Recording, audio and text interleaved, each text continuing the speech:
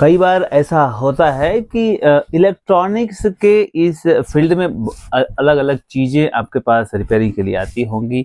और अगर आपको इलेक्ट्रॉनिक्स के कंपोनेंट और बेसिक के बारे में बेहतर नॉलेज है तो एलसीडी एलईडी ही नहीं बल्कि कोई भी डिवाइस, कोई भी गैजेट आप ठीक कर सकते हैं। और मैं आपको बताना चाहूँगा कि आज हमारे पास एक ऑल इन वन आया हुआ है और इस ऑल इन वन में लेनोवो का है। देखें, लेनोवो का ऑल इन वन है और इसमें सिम्टम्स इस प्रकार है कि इसमें जो ब्राइटनेस आनी चाहिए वो प्रॉपर नहीं आ रही है। तो देखें, मैं पहले आपको सिम्टम्स दिखाऊंगा और सिम्टम्स देखें कि इसमें क्या प्रॉब्लम है। ये सेट यहाँ खुला हुआ है, आप देख पा रहे हैं, ये कंडीशन है इसकी। बैक कवर खोलने के बाद ये फैन है, डीवीडी राइटर है, ये हार्ड डिस्क है, ये मदरबोर्ड है।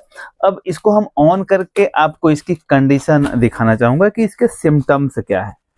और दोस्तों, अगर आपको कंपोनेंट लेवल पे, सर्किट लेवल पे, सर्किटों की भाषा अगर आपको समझ में आती है तो कोई भी सर्किट आप ठीक कर सकते हैं। तो देखें, यहाँ मैंने इसको चालू किया और ये लेनोवो लिखा आया, लेकिन देखिए कितना डार्क लिखा आ रहा है। कस्टमर की प्रॉब्लम यही है कि ये एकदम डार्क आ रहा है मदरबोर्ड में और इसके प्रोसेसर कहीं भी कोई प्रॉब्लम नहीं है। अगर इसकी प्रॉब्लम देखें तो बस इसकी प्रॉब्लम यह है कि इसमें ब्राइटनेस जो आनी चाहिए बैकलाइट का वो पूरा नहीं आ रहा है।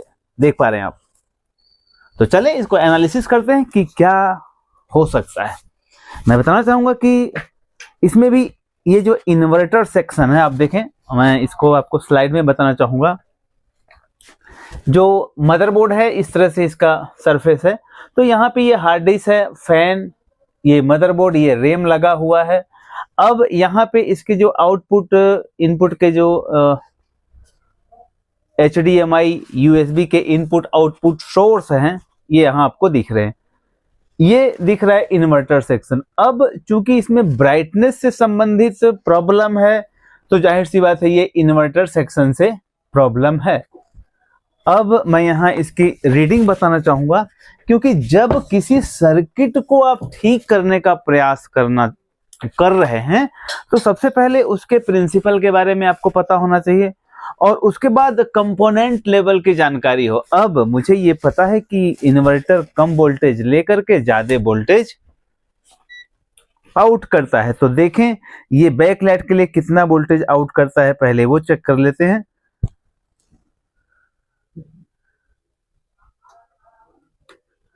देखें यहाँ पे ये 21 वोल्टेज आउट कर रहा है। तो इनपुट कितना ले रहा है वो देख लें। यहाँ पे देखें इनपुट पे कितना वोल्टेज मिल रहा है। ओ माय गॉड, इनपुट पे यहाँ वोल्टेज नहीं मिल रहा है। देखें आप दोबारा इसको, इनपुट पे कुछ वोल्टेज तो आने ही चाहिए। देखिए इनपुट पे यहाँ 3.3 वोल्टेज आ रहा है।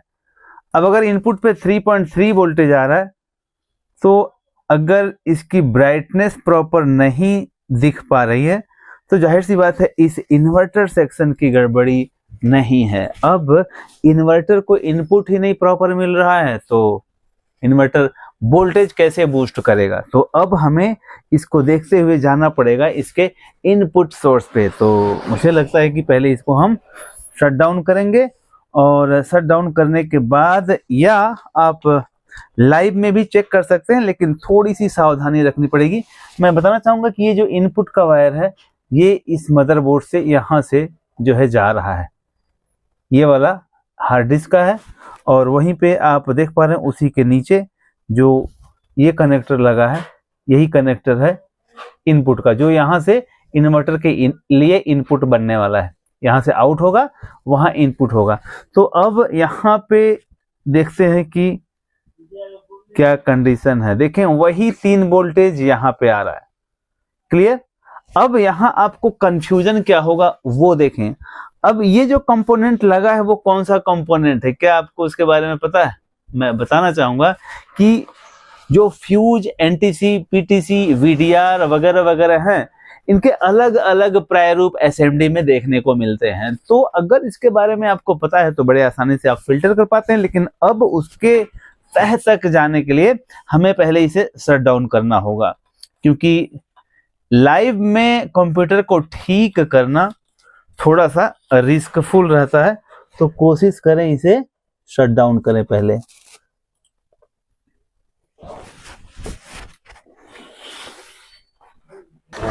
तो इसको मैंने शट डाउन कर दिया, और शट डाउन करने के साथ में अब हम बात करेंगे ये कौन सा कंपोनेंट है। अब वैसे मुझे लग रहा है कि एसएमडी टाइप में वो फ्यूज लगा हुआ है, तो अगर फ्यूज है तो बजर पे बजेगा। देखें यहाँ पे इस कंपोनेंट की बात कर रहा हूँ।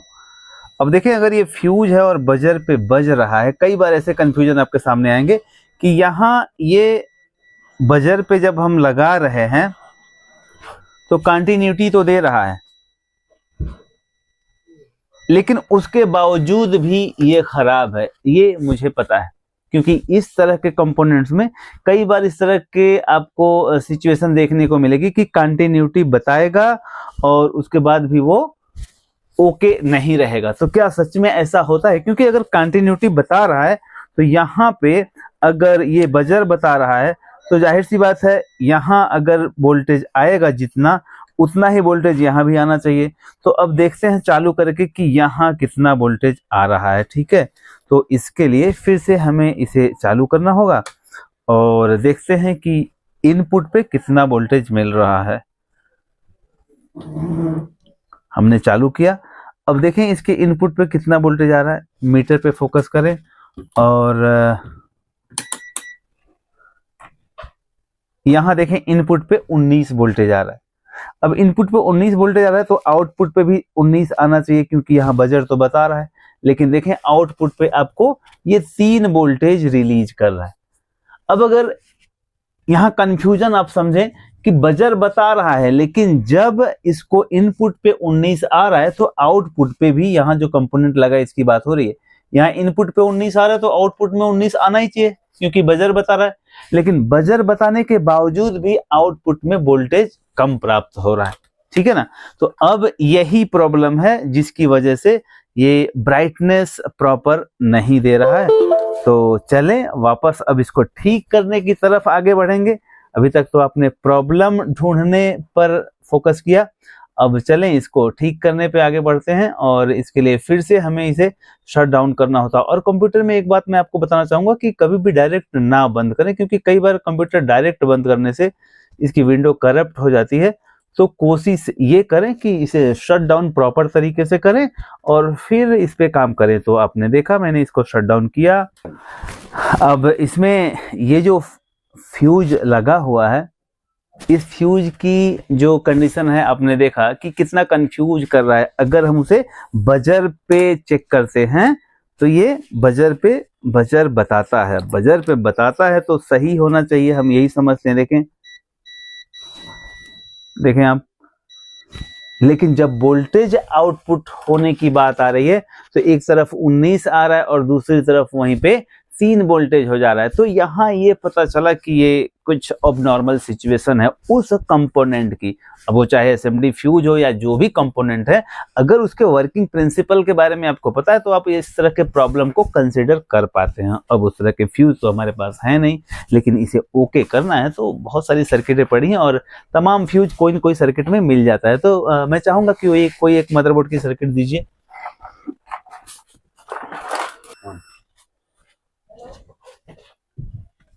तो मदरबोर्ड की सर्किट, अब ये एक एलईडी टीवी का मदरबोर्ड है और इसमें जो ये फ्यूज लगा है, इस फ्यूज को हम यहाँ से निकाल लेंगे, क्योंकि फ्यूज की जो कंडीशन है वो देख करके आप दूसरे का फ्यूज दूसरी जगह लगा सकते हैं। लोड उसका प्रॉपर होना चाहिए।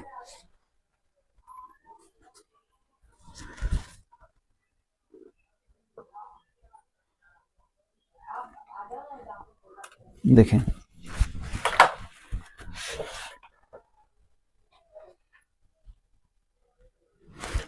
सेट इस समय बंद होना चाहिए। अब हम क्या करेंगे, इस फ्यूज की जगह पे हम एक दूसरे टाइप की फ्यूज को माउंट कर देंगे, क्योंकि ये फ्यूज प्रॉपर काम नहीं कर रहा है। और यहाँ पे हम दूसरा फ्यूज लगा देंगे। देखें कुछ इस प्रकार।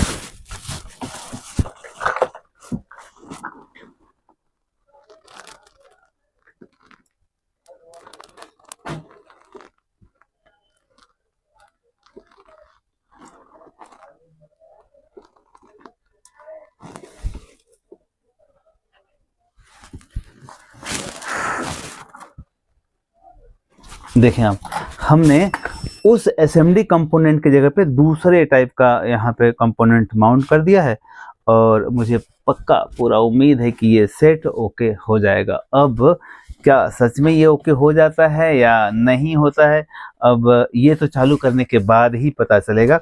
लेकिन दोस्तों मैं यहाँ यही कहना चाहूँगा कि अगर कंपोनेंट लेवल पे आपको पता रहता है, कोई चीज़ की जानकारी उस लेवल पे रहती है, तो खाली इलेक्ट्रॉनिक, क्योंकि उसी फील्ड को आप नहीं बीट करेंगे बल्कि इलेक्ट्रॉनिक से संबंधित जितने भी फील्ड हैं किसी में भी आप काम कर सकते हैं, लेकिन नॉलेज आपको उस टाइप का होना चाहिए। अब अगर आप इलेक्ट्रॉनिक्स को अपना कैरियर बना रहे हैं तो जाहिर सी बात है आपको इलेक्ट्रॉनिक्स के हर बिंदुओं पर, हर पहलुओं पे नज़र रखनी चाहिए। आप कितना इंटरेस्ट रखते हैं इलेक्ट्रॉनिक्स में, कितनी रुचि रखते हैं इलेक्ट्रॉनिक में, ये आपका विषय है। देखें अब वही जो डार्क ब्राइटनेस आ रहा था, अब देखें ब्यूटीफुल रिजल्ट आपके सामने दिख रहा है और सेट ओके हो गया। तो इस तरह से तमाम प्रॉब्लम डिटेक्ट होती है। देखें अब कितना ब्यूटीफुल तरीके से आपको देख पा रहा है। तो दोस्तों मैं यही कहना चाहूँगा कि अगर आप इलेक्ट्रॉनिक्स को कैरियर बना रहे हैं, इलेक्ट्रॉनिक्स में आपको रुचि है, तो इसके हर पहलुओं पे नज़र रखें और सीखने का प्रयास करते रहें। Thank you very much.